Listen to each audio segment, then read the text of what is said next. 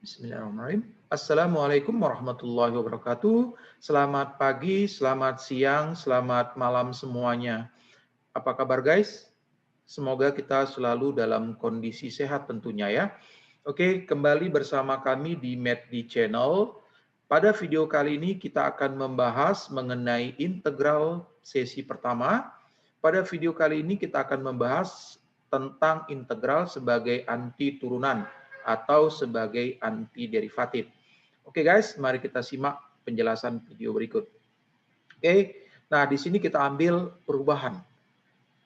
Pada saat kita belajar mengenai diferensial atau turunan, kita mengetahui bahwa diferensial atau turunan tersebut menunjukkan suatu perubahan. Dalam kehidupan kita, kita akan melihat ada dua jenis perubahan. Sebelumnya, mari kita lihat contoh berikut ya. Oke, nah kita mengenal beras. Nah, beras dapat kita ubah bentuknya menjadi nasi. Ya, proses perubahan beras menjadi nasi kita sebut dengan apa? Masak. Oke, pertanyaannya, bisa nggak nasi kita ubah kembali menjadi beras? Oke, sampai saat ini belum ada ilmu yang bisa mengubah nasi menjadi beras. Oke, dalam hal ini kita katakan saja dulu apa? Tidak bisa.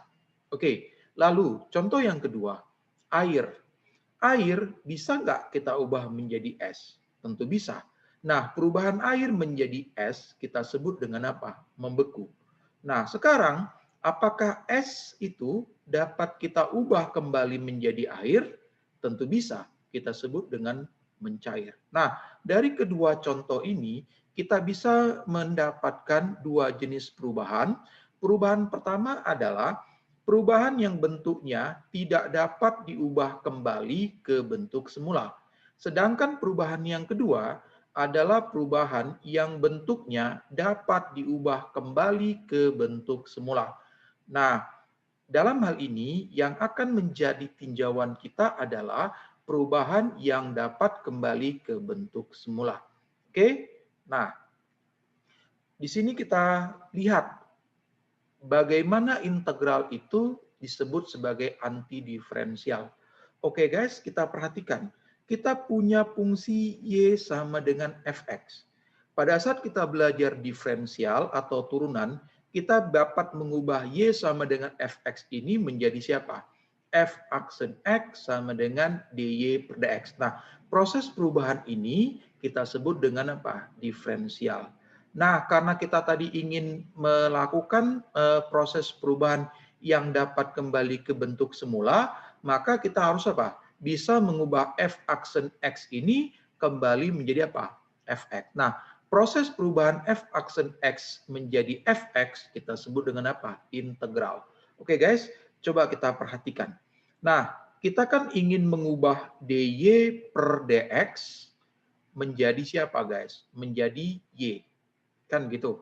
Nah, maka yang harus kita lakukan apa? Kita harus menghilangkan apa? dx. Maka apa? Kita berilah di sini apa ya? Oke, kita berilah di sini karena kita ingin menghilangkan dx, maka kita berilah di sini apa? dx. Kan gitu. Maka dx di sini sama dx di sini kan hilang. Maka tinggal dy. Nah, d ini adalah operator dari si diferensial. Maka untuk menghilangkan operator d, kita berilah apa? Operator integral. Oke, maka di sini d operator d habis sama operator integral, dx habis dengan apa? dx. Maka dari sini apa? Kita dapat apa? Integral dari apa? dy per dx kan f aksen. Berarti f aksen x ya baru dx sama dengan siapa? Y ya atau sama dengan siapa? Fx. Nah, kita dapatkanlah persamaan ini kan gitu. Nah, ya di sini kita lihat ya. Oke, integral dari f aksen x dx sama dengan fx ditambah c ya. Di sini ada tambah c. Atau boleh juga kita tulis apa? Integral dari fx dx sama dengan f besar x tambah c. Dengan keterangan, oke, ini ya adalah notasi dari integral. Nah, notasi ini diperkenalkan oleh si Leibniz, ya, seorang matematikawan Jerman. Lalu fx di sini menunjukkan fungsi yang dapat diintegralkan, sedangkan fx ini, f besar x ini apa? Adalah fungsi integral umum yang bersifat apa? F aksen x ini sama dengan fx ya. Sedangkan c ini apa? Adalah konstanta pengintegralan. Kenapa harus ada tambah c? Yuk kita perhatikan kasusnya. Oke guys, kalau saya punya fx ya sama dengan x kuadrat. Oke guys, maka ini kalau kita turunkan hasilnya berapa? Maka ini hasilnya adalah 2x. Kan gitu. Kalau saya punya fx sama dengan x pangkat 2 ditambah 3, maka kalau kita turunkan ini hasilnya berapa guys? 2x juga. Kalau saya punya fx sama dengan x pangkat 2 dikurang 700. Oke, maka turunannya siapa? Juga apa? Fx. Nah, jadi kalau seandainya saya punya fx nih ya, kalau saya punya fx, oke, sama dengan x pangkat 2 ditambah dengan c. C itu konstanta.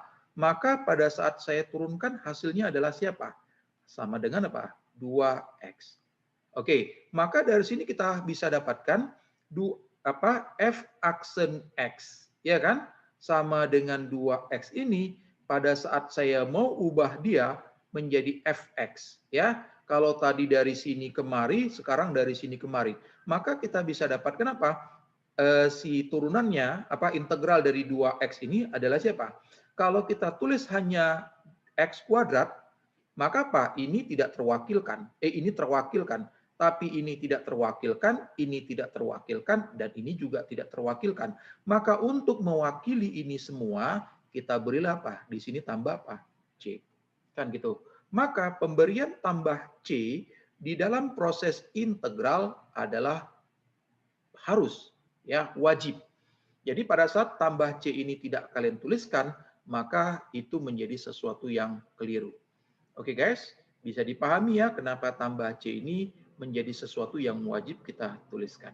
Oke, nah selanjutnya. Oke, di sini kita punya 3 teorema dasar ya untuk integral.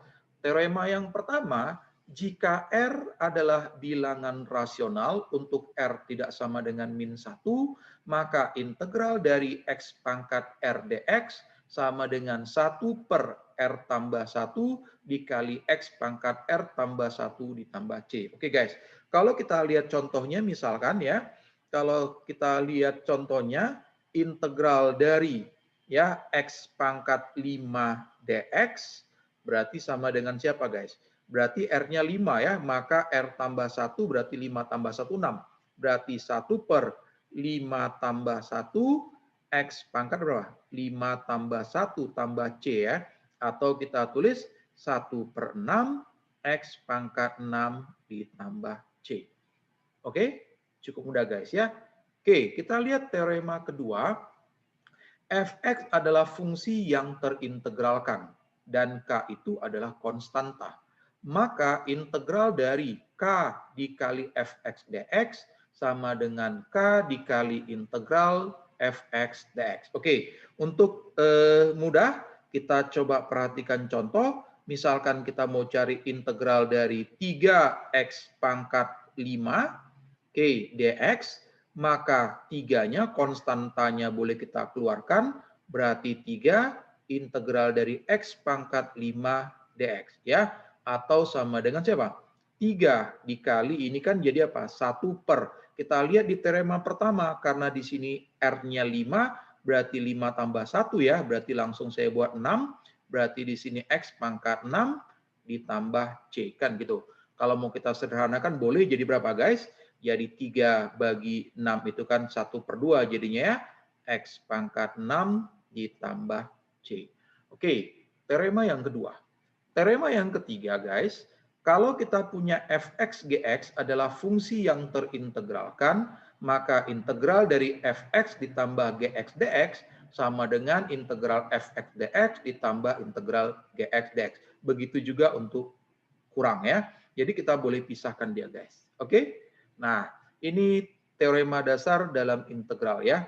Oke, berikutnya mari kita perhatikan contoh kasus integral sebagai anti dari turunan. Oke, kita perhatikan contohnya. Gradien garis singgung kurva Y sama dengan fx di titik x, y adalah 3x kuadrat ditambah 4x ditambah 6. Jika kurva tersebut memotong titik 1,14, tentukan persamaan kurva tersebut. Oke, kalau kita jawab guys ya, kita ingat waktu belajar turunan, gradien itu ya boleh kita katakan sebagai apa? Sebagai turunan pertama, ya turunan pertama si fx ya di x1 kan gitu. Oke, maka kita bisa katakan ini ya berarti ini siapa? Ya berarti di sini kita katakan apa? Di sini gradien ya, maka kita dapatkan f aksen x ya. Oke, sama dengan siapa? Oke, ini siapa? Di sini adalah 3x kuadrat ditambah 4x ditambah 6 ya. Jadi ingat, gradien itu adalah apa? Turunan pertama dari apa? Fx. Maka 3x kuadrat ditambah 4x tambah 6 ini adalah f aksen x. Oke, tadi kita ketahui ya kalau mencari fx itu apa? Sama daya fx ditambah c itu sama dengan siapa? Integral dari siapa? Integral dari f aksen x dx. Oke, yuk sekarang kita integralkan. Berarti integral dari 3x kuadrat ditambah 4x ditambah 6 dx, oke, berarti sama dengan, oke, berarti ini langsung saja ya, 3 dikali, karena di sini R-nya 2, berarti apa? 1 per 2 tambah 1 berarti 3, X berarti ini 3, ditambah 4, dikali X-nya di sini, R-nya di sini kan pangkat 1 ya, nggak ditulis berarti 1. Berarti 1 tambah 1 berarti 2, 1 per 2, X pangkat 2, ditambah. Di sini kan kalau tidak ada X berarti itu kan X-nya pangkat 0 ya. Berarti apa? 6 dikali 1 0 tambah 1, 1 berarti 1 per 1 berapa? X pangkat apa? 1 ya, ditambah C. Oke, kalau ini jadi coret, habis ya, berarti apa? X pangkat 3 ditambah, oke, 4 dibagi 2 berarti 2 ya, berarti 2x kuadrat, ini kan nggak ada ya, berarti apa? Tambah berapa? 6x ditambah C. Maka ini adalah siapa? Si fx-nya. Oke, nah lalu dia bilang apa guys? Ya lalu dia bilang katanya, oke, dia bilang fx itu apa? Memotong ya, memotong titik siapa? Memotong titik si 1,14. Artinya berapa? Artinya X-nya itu 1 dan Y-nya berapa? Sama dengan 14. Oke, sekarang kita tinggal substitusi ya. Oke, kita substitusi. Oke, berarti ini kan Y ya. Ini Y, berarti 14. Berarti 14 sama dengan siapa?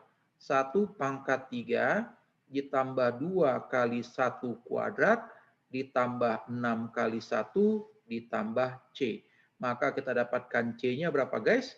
Berarti ini 14 dikurang berapa ya? 1 pangkat 3, 1. 2 kali 1 pangkat kuadrat berarti ini 1. Berarti 1 tambah 2 guys ya. 3 tambah 6. Berarti 9 ya. Berarti 14 kurang 9. Maka kita dapatkan C-nya adalah berapa guys? 5 ya. Oke. Jadi, ya, nah persamaan kita siapa? Jadi persamaannya apa? Adalah fx, oke, sama dengan siapa? Sama dengan x pangkat 3 ditambah 2x kuadrat ditambah 6x ditambah c-nya adalah 5, berarti tambah 5. Oke, inilah dia persamaan kurva fx-nya. Oke guys, bagaimana kira-kira penjelasan di contoh pertama? Oke, cukup mudah ya. Oke, kita lihat contoh kedua. Suatu partikel bergerak dalam garis lurus ya, dalam meter.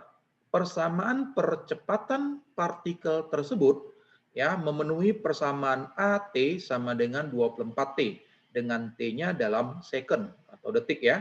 Jika kecepatan benda tersebut 54 meter per second saat T sama dengan 2, posisi partikel tersebut saat T sama dengan 0 adalah 2 meter, tentukan posisi partikel saat T sama dengan 3. Oke guys, berarti kita jawab. Nah, ingat ya, percepatan itu ya, percepatan itu adalah apa? Turunan pertama ya. Turunan pertama dari apa? Dari kecepatan. Kan gitu. Atau kita buat apa nih? AT ya sama dengan siapa? F aksen T. Kan gitu. Nah, berarti dari sini bisa kita dapatkan VT-nya berapa? Berarti VT ya sama dengan siapa? Sama dengan integral dari siapa? F aksen T dt gitu ya. Oke. Atau kita tulis apa? Berarti VT itu adalah siapa? Adalah integral dari siapa? AT dt kan gitu. Oke. Berarti VT-nya berapa guys? Berarti VT-nya adalah apa? Integral dari 24T. Berarti 24T dt ya. Oke. Berarti VT-nya berapa? Oke, maka VT-nya sama dengan 24 dikali. Ini berarti R-nya 1 guys ya. Berarti 1/2, 1 tambah 1 ya. T pangkat 2 ya, tambah C. Berarti VT kita adalah berapa? Oke, 24 bagi 2 berarti 12 ya. Oke, berarti apa? 12 T kuadrat ditambah C. Nah, kan ini. Oke, lalu dia bilang apa? Dia bilang kecepatan ya. Dia bilang kecepatan pada saat T sama dengan 2 adalah berapa? V-nya 54. Oke, maka kalau kita substitusi ya, berarti kecepatannya 54, berarti 54 sama dengan siapa? Sama dengan 12 dikali T-nya 2, berarti 2 kuadrat ditambah C ya. Berarti C-nya berapa nih guys?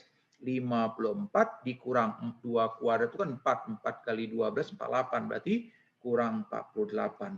Berarti C kita adalah berapa guys? Adalah 6 ya. Oke, maka kita dapatkan VT-nya adalah siapa? Adalah si 12T kuadrat ditambah 6 ya. Oke, nah kita dapat VT. Oke guys, nah sekarang kita ingat posisi itu adalah turunan pertama ya, turunan pertama dari siapa?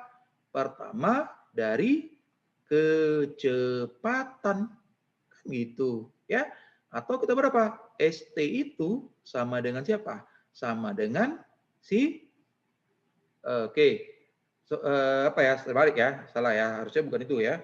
Kecepatan ya. Ini ya, terbalik kita buat kecepatan ya. Harusnya apa? Kecepatan ya. Kecepatan adalah apa? Turunan pertama dari posisi ya, dari posisi. Oke. Atau kita nulisnya apa jadinya nih? Berarti VT ya. Berarti VT-nya, oke. Berarti VT sama dengan siapa? S aksen T ya. Oke, berarti kita dapatkan ST-nya siapa guys? Berarti sama dengan integral. Langsung saja ya VT, berarti integral dari VT. Berarti apa? 12 T kuadrat ditambah 6 DT ya. Oke, nah sekarang kita selesaikan ini berapa? Berarti 12 kali berapa? 1/3 ya, karena di sini R-nya 2. Baru T pangkat 3 ditambah langsung ya, 6T ditambah C. Berarti sama dengan berapa guys? 4T pangkat 3 ditambah berapa? 6T ditambah C. Kan gitu. Nah sekarang karena dia bilang pada saat T-nya 0 ya, pada saat T-nya 0, S-nya berapa? Ya, S-nya sama dengan berapa? 2. Oke, berarti kalau kita substitusi, ya kalau kita substitusi berarti apa? Berarti ini 0 ya, di 2 ya, berarti 2 sama dengan 4 dikali 0 pangkat 3 ditambah 6 kali 0 ditambah berapa? C. Maka C kita apa? Sama dengan 2. Oke, maka kita dapatkan ST kita. Oke, saya buat di atas lah ya. Nggak muat pula ternyata. Berarti kita dapatkan di sini apa? ST-nya berapa? Oke, ST-nya sama dengan siapa? Sama dengan si Ya, 4T pangkat 3 ditambah 6T baru apa? Ditambah 2. Kan gitu. Yang diminta adalah posisi pada saat T sama dengan 3. Berarti kita dapat apa? S3-nya ya. S3 sama dengan siapa? 4 dikali 3 pangkat 3 ditambah 6 dikali 3 ditambah berapa? 2. Oke. Maka kira-kira hasilnya berapa ini guys ya? Maka ini hasilnya, ini kan 27 ya.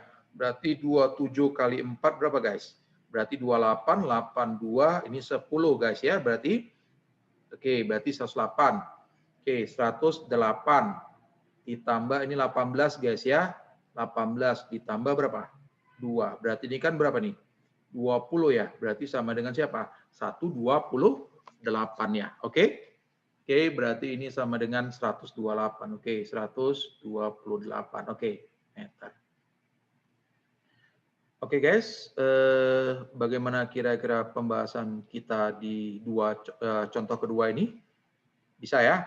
Oke, nah itu tadi contoh pertama dan contoh kedua sebagai kasus integral sebagai antiderivatif ya. Oke, Aristoteles mengatakan tidak ada seseorang yang jenius tanpa sebuah pemikiran yang gila. Oke, terima kasih atas perhatiannya. Semoga bermanfaat. Oke, kita ketemu di video-video selanjutnya. Tetap di MEDI Channel. Assalamualaikum warahmatullahi wabarakatuh.